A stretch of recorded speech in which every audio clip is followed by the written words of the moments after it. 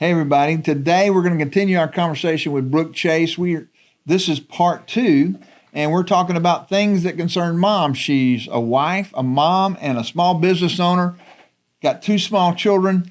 We've had great conversations, and so we're going to continue conversations with Brooke Chase and what moms are thinking about today on the Bucky Kennedy Ministry Show.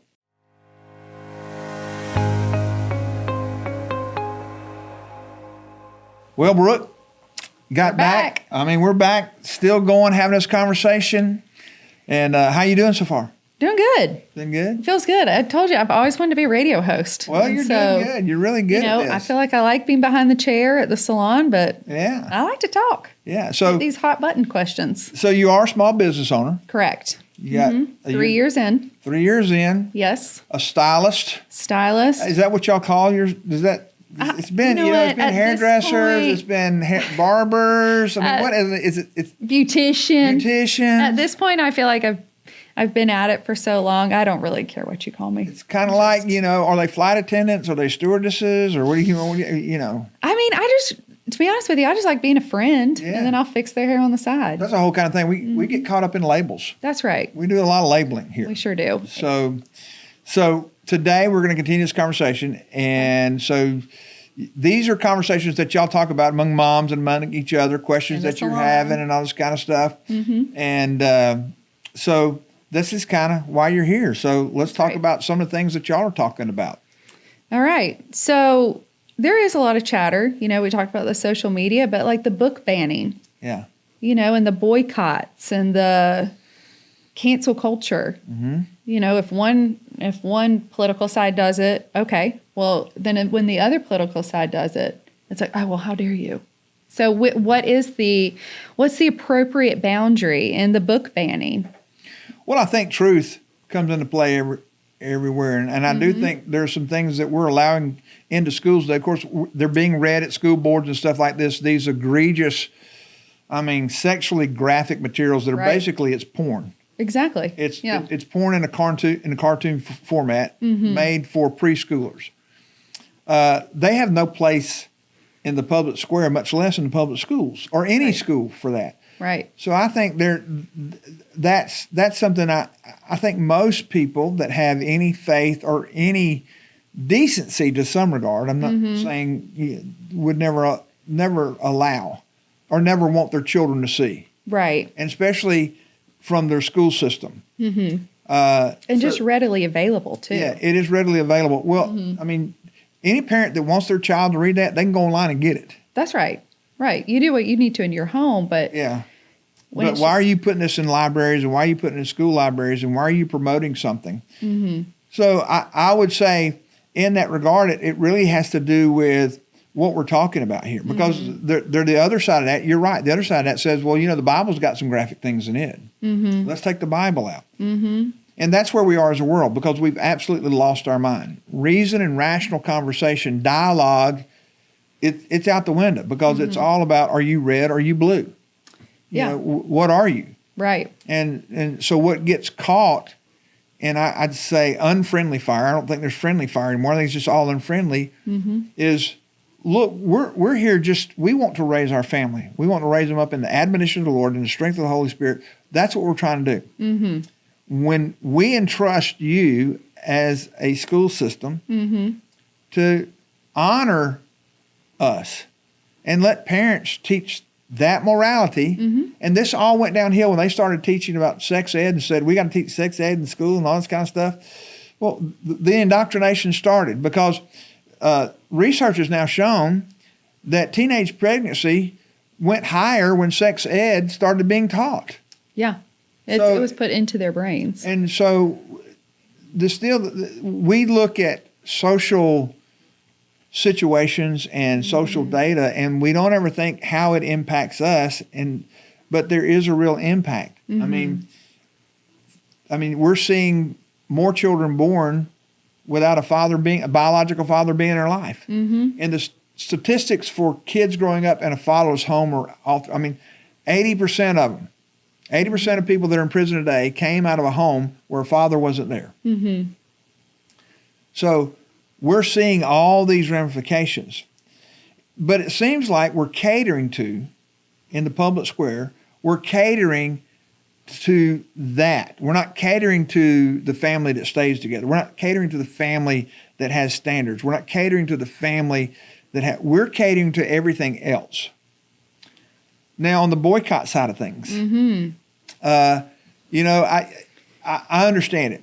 You know, we're talking about Target, you know, whether it's Bud Light, Target, Disney. Yeah.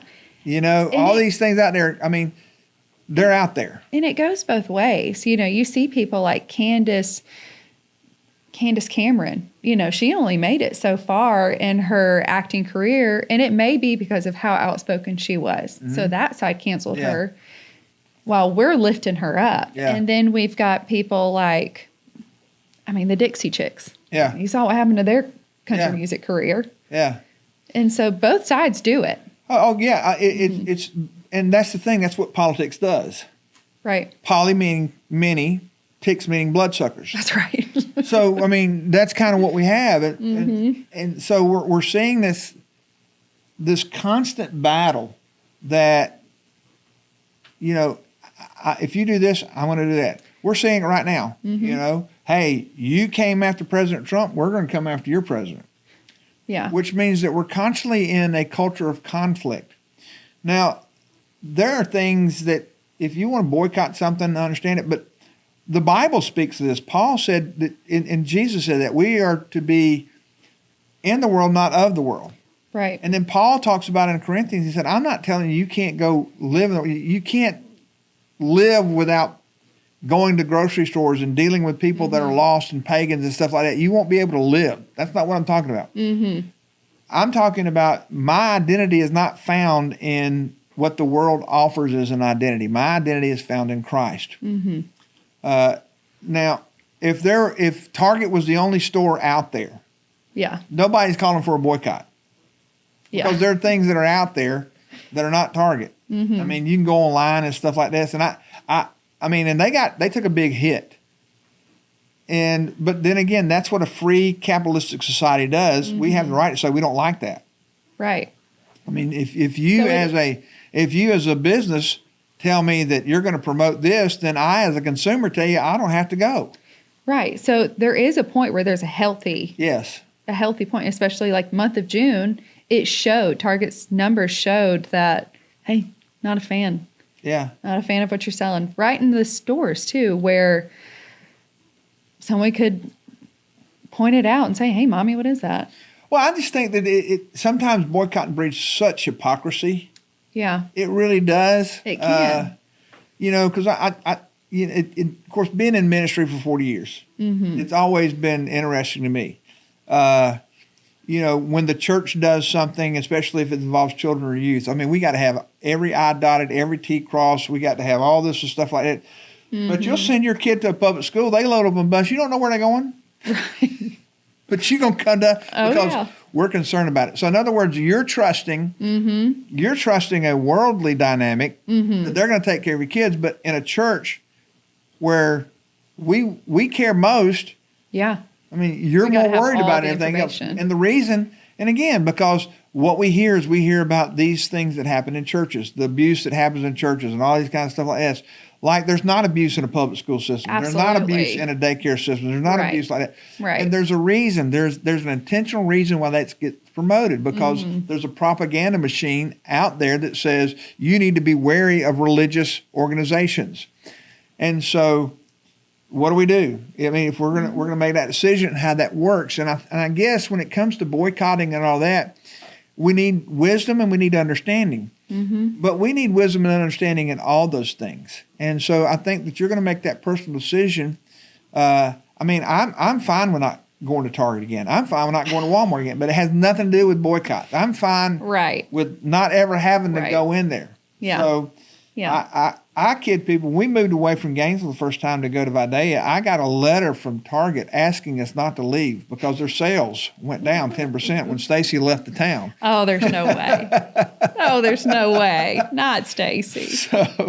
So anyway, I think, do I think there's a time and a place for it? Yeah. I mean, but it's becoming non-effectual in a lot of ways. Mm-hmm.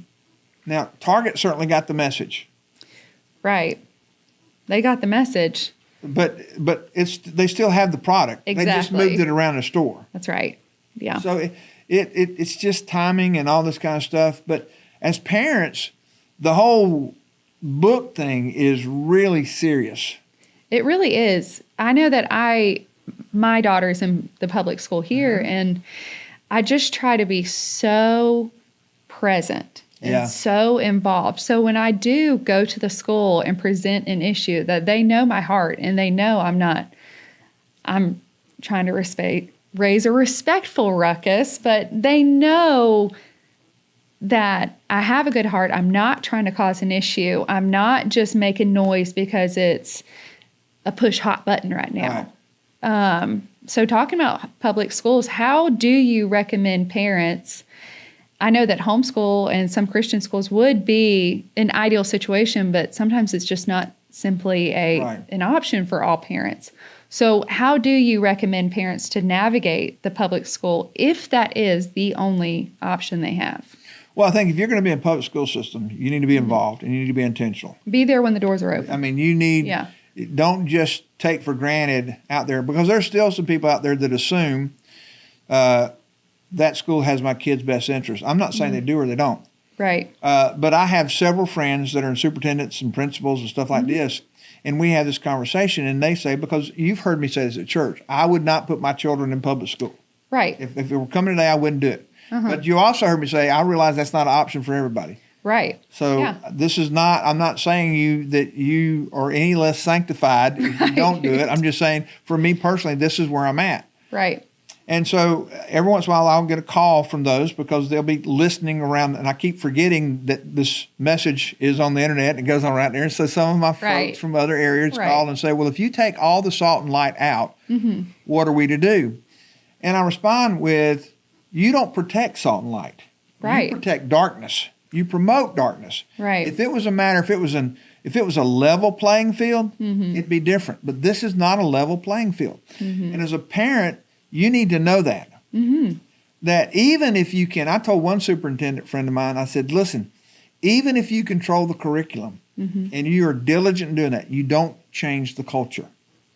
Yeah. And when you put your children in public school system, understand that culture is different from what you think. Now, in smaller rural areas, there's still some, that goes into play and stuff like that. But there are financial decisions that come into play. We can't homeschool, or parents often feel like there's no way I can teach my child. I can't hardly teach myself, much less teach my child. And those are homeschooling is catching up to that. It really is. It really is catching up to it. But all I'm going to say, if your children are in that public school system, you have to be intentional. You have to be involved. And don't assume. Now, there are great teachers out there. My wife just retired. Yeah. I mean, but she would tell you, the halls that those kids are walking down are nothing like the halls. They've changed drastically, even in the last 5 years. And since COVID, it's even different. Right. It's kind of like that saying of normal's not coming back. No, it's not. No, it's not. Those normal schools aren't coming back. No. But I don't want to lose hope, too, in the fact that you can still be involved. You can still be there as much as you can. And you have to have discernment of when to take your child out. Well, and I think year by year. Yeah, and I think what used to be, we could send our kids and not worry about it. It's mandated. You better be involved. Oh, yeah. I mean, you better understand what they're teaching. Right. You got to have those conversations. If you're in public school, you need to have those conversations. It's almost like social media we talked about previously, is you can't rely on not filtering those things. Even that education, you need to know the teacher that's teaching. Right. And parents need to understand, go ask the question, hey, when you start teaching this, how are you going to teach it? When you start, because teachers, all science teaches evolution. Yeah. And, you don't really realize what how different it is than Christian beliefs are, too, of the world's a million years old. You know, the LGBTQ stuff, absolutely, I want to shield my child from it. Yeah. But I don't want my child being taught that the world is millions and millions of years old. Yeah. And I don't think that that is something that we're aware of, how, you know, you're going to have to go back behind them and say, your teacher's wrong. Yeah. And for a 7-year-old, you know, that just... Well, and there's that thing of saying, hey, listen, well, even in college. Right. When Hannah was in college, she was in a class where she would get graded down when she would use her faith as a reference to what she was doing. Mm-hmm. And so, but she had to have the class. Yeah. And so, now there are going to be people writing to me, man, she should have stood up and got kicked out of school or whatever. I said, well, Hannah, here's the deal. You can write the paper. You're injecting your faith in there. That paper doesn't demand your faith being there. So you can still hold your position without injecting your faith. You don't have to compromise your position. Just don't use the Christianese. Use the truth. That's right. And speak the truth. That's right. Yeah. But you don't have to use Christianese to do it. And that's, Jesus spoke in parables. He spoke truth. That's right. In that concept. So we get in this idea that if we don't use these and thous and all that kind of stuff, and we don't quote a verse reference, then it's not truth. You know, not committing adultery without referring to Exodus and 10 Commandments is no less truth. That's right. You know? Right. So I would just sit there and when you're talking about your kids, parents have to be engaged, Brooke. I mean, you know that. There's a vigilance that didn't have to be before that has to be now. And at the same time, I would say the wonderful thing about it is it puts you, almost forces a conversation with your kids. Yeah, definitely. And really just noticing who is putting that influence in on your kids too. And realizing there's some really good influence. We've got some great people here at our church where I want, you know, like Natalie and Lauren and Hannah to really pour into my daughter and my son, because they're going to hit buttons that, you know, if Loretta looks at me, she'll be like, oh my God, stop. Yeah, you know, and here's the thing too. You'll find this out as a parent. You saw it as a kid. Yeah. We felt as a parent. There's what we say at home. Yes. We can say it 1,000 times. They go to somebody else and they hear it one time and they think they discovered air. Yeah. And a light bulb goes off, and you Yes. sit there going, Yeah. what? And be appreciative of that. Right. That there are other people that agree with you great. that your Yes. kids want to hear from. That's great. Yeah, absolutely. So because we got just a few minutes left here, and I know boy. this was one of your questions, and you kind of alluded to it, being at church and being involved. Yeah. About how does that work out? Where is that line, church involvement, right? Yeah. How do you find the boundary between, I'm called to serve my family as the mom too, and the homemaker, and still working. I want to serve my family, but I also want to serve my local church. What's the boundary? What's too much? What's not enough? Well, I think the reason churches have come up on this thing of asking more is because nobody's saying that about everything else that's asking more. Right. You know, when we look at our church calendar, we're trying to figure out what the school's doing, what the recreation department's doing, all kind of. I guarantee you, none of them are looking at our church calendar asking, what's the church doing? That's right. Yeah. You know, and I think the church is aware of all that, and we have to be, and we're mindful. But it's gotten so crowded that you got to make a decision. Listen, this is where we are. But, I mean, those other places and things, they're not asking about your time. They're not asking about your calendar. They're not concerned about it. But the church is concerned about it, and we're trying to work in that. But we're the one that gets left out. We become the optional thing. Yeah. And so, I get it. I'm not saying that to beat people up, but I'm saying think about it. Think about it, because what I just said a minute ago, the church is looking at their calendar, but they're never looking at our calendar. That shows you that they have no concern for your spiritual growth whatsoever, or your spirituality, or don't even consider it. Right. Yeah. So why are we giving so much consideration to things that don't consider what's important to us? Yeah. And making that priority too. And making that a priority. You're going to have, there are things you're going to have to let go. If you want to be engaged in a spiritual, faithful community, you're going to have to make some decisions. And they're only hard because we have this thing of we want to please everybody. Definitely. That calendar's got to be full. Yeah. Yeah. And so that's what I think that you have to consider is, okay, it's always saying God first, family second, whatever. But when I don't like that model because God should be first in everything. But when we put it on a list to check, that's how we justify what we do. Well, I went to church once, so now I'm free to do everything else. Yeah. It's and that's not necessarily it.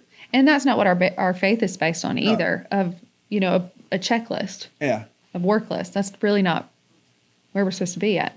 All right, so we got just a few minutes left. Oh, my Lord. Less than a few minutes. We can come back and do this again. Let's just go ahead and say this. Okay. Let's just make this, we'll try to figure out how to make this a little bit more regular thing. I can do that. And so you can get with your buds and talk about some more questions or what they want to hear about and stuff like that. And, all right. And we'll do that. And again, I just want to say this. Thank you for doing this. You doing so good. I'm happy to be here. You did really, really good. This is the first time behind a big mic like this. Because what I want to do is I want to talk about things that matter to people. Yeah. And I think what the hot topics are. There aren't easy questions. And I'll say this. I'm not an expert. And so, but after 40 years of just living this and watching it, there are things that we need to have a conversation about. Yeah, we still got to talk about those fish, that salmon. Talking about swimming upstream. We'll catch that next time. That'll be first on the list. So we'll get that done. But again, thank you guys for being with us. And thanks, Brooke, for appreciate it stepping in here. I think Thanks next time we're going to try to bring Hannah in here. Yeah, let's do it. Bring both of y'all in here. I don't know if I can handle that. Maybe some mouths talking then. Man, I don't know that Pull I'll out get some away to say then. anything in there. But so if you'd like to hear more or more of this, you can certainly go to BuckyKennedyMinistries.org. That's our webpage. You can follow us on social media at Bucky Kennedy Ministries on our Facebook or Instagram. There's the Bucky Kennedy Ministries app. You can certainly find me here and Brooke here on Sundays and Wednesdays at North Hall Church, right on Mount Vernon Road in Gainesville, Georgia. We thank you. Hey, if you're watching on YouTube, please subscribe, rate it, share it on any of that.